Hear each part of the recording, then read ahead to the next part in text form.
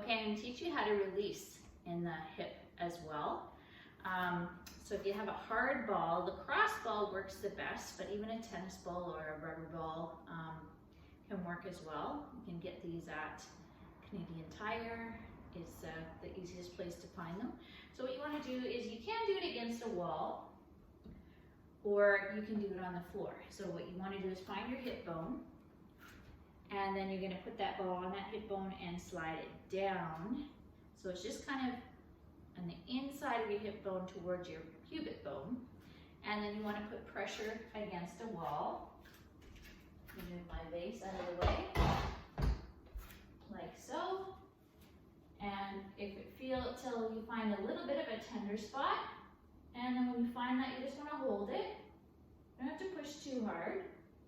And again, for about 30 seconds or so. And you want to do both sides.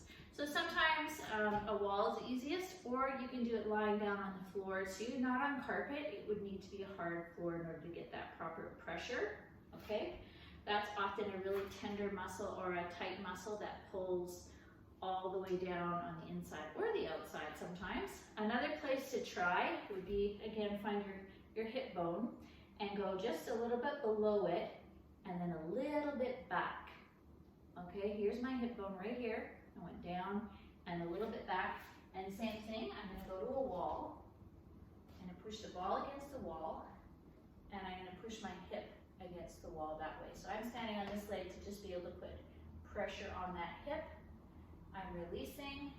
If it doesn't feel tender at all, then you either don't have the right location or that muscle is not tight.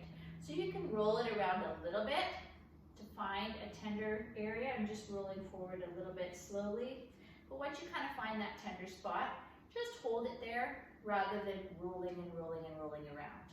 Okay, for 20 to 30, actually probably 30 to 40 seconds. And do that regularly. In the morning, middle of the day, before you go to bed.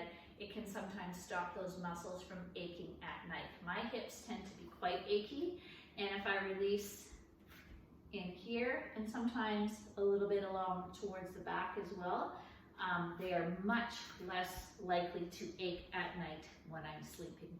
So in from your hip bone towards your pubic, hip bone here, slightly below, and then slightly back. And then try a few spots around in here, okay?